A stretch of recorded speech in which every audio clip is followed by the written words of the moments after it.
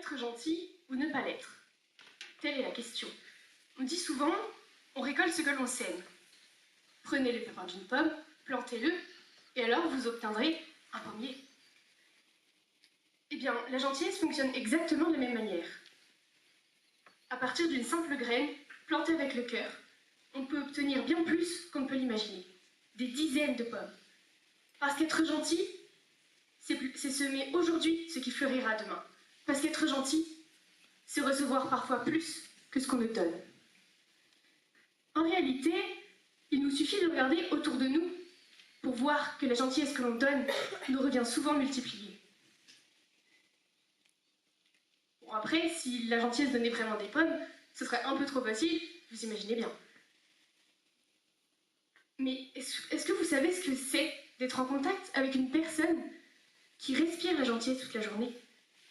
Au début, ça surprend, puis après, on s'y habitue. Et au final, on a envie de rendre cette gentillesse.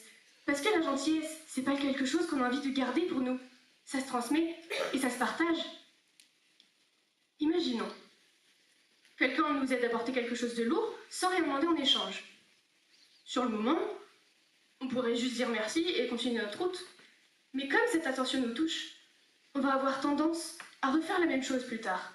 Aider quelqu'un d'autre et encore quelqu'un d'autre. Alors que jamais on l'aurait fait avant. A-t-on intérêt à être gentil? En réalité, la science a déjà répondu à cette question. La gentillesse déclenche la sécrétion d'ocytocine, hormone cardioprotectrice, qui protège le système cardiovasculaire en diminuant la tension artérielle.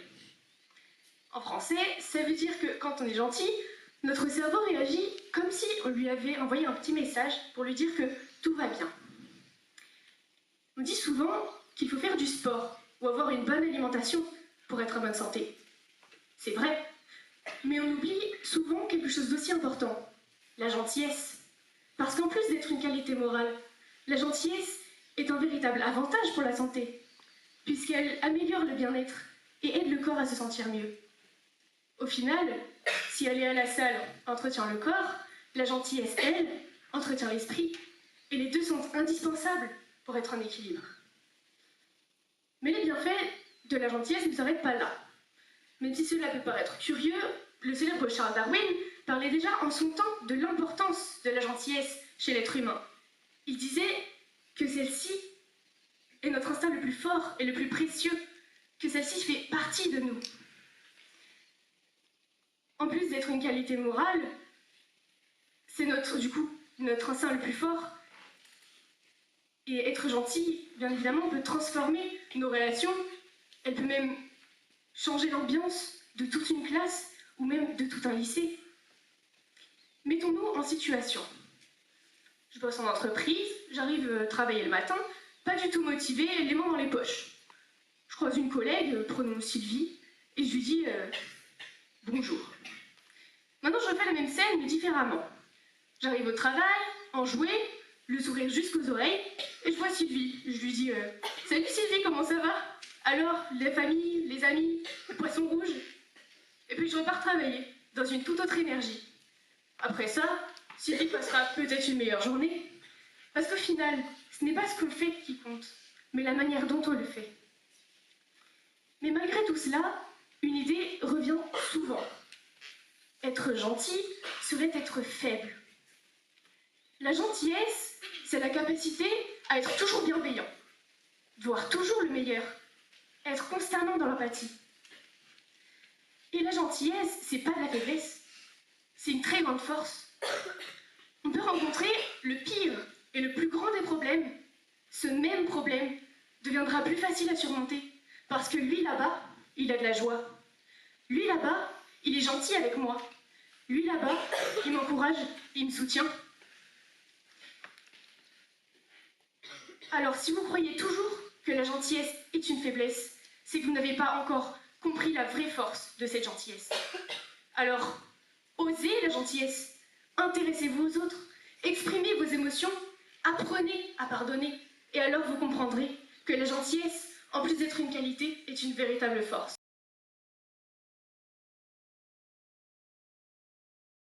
Tout le monde ici a au moins une fois dans sa vie entendu ceci. Trop bon, trop con. Une phrase qu'on laisse échapper après s'être fait avoir, après avoir trop donné, après avoir été trop gentil. Et évidemment, en retour n'avoir rien reçu, mis à part un vide, une déception en soi. Le château de cartes s'écroule et finalement, la gentillesse n'a amené à rien. Eh bien, je vous dis, arrêtons d'être trop bons, de donner notre gentillesse au premier venu pour qu'il la broie, la poignarde dans le dos, à peine la confiance installée. Alors, a-t-on intérêt à être gentil? Dans la plupart des cas, jamais. Pourquoi devrait-on avoir intérêt à être gentil? Pour quels intérêts, justement? Pour qui? Revenons-en à ce trop bon, trop con. Généralement, il s'accompagne d'autres choses. D'autres vous répondent « la roue tourne » ou encore « laisse faire, tu verras ». Mais donc, l'action pure que représente la gentillesse devient objet de vengeance et d'hypocrisie. Là est l'intérêt. Une action, si bonne soit-elle, cacherait-elle en réalité de si noirs desseins? Pourquoi ne pas l'assumer pleinement, en avouant directement cet égoïsme? Il n'y a aucun intérêt à être gentil, ou bien cela reviendrait à aimer se faire du mal. Dans une société où la méchanceté gagne de plus en plus de terrain, où on la normalise et où on l'applaudit de plus en plus souvent, être gentil est une mise à mort sociale. Je n'appelle cependant pas à être méchant. Le respect, la politesse doivent rester en vigueur, et plus que jamais par les temps qui courent. Mais la gentillesse, elle, est superflue. Elle ne mène plus à rien. Un sourire à la mauvaise personne, aussi innocent soit-il, peut nous mettre dans la cage au lion et nous attribuer toutes les rumeurs les plus perverses les unes que les autres. Ma question se renouvelle. Quel intérêt à cela?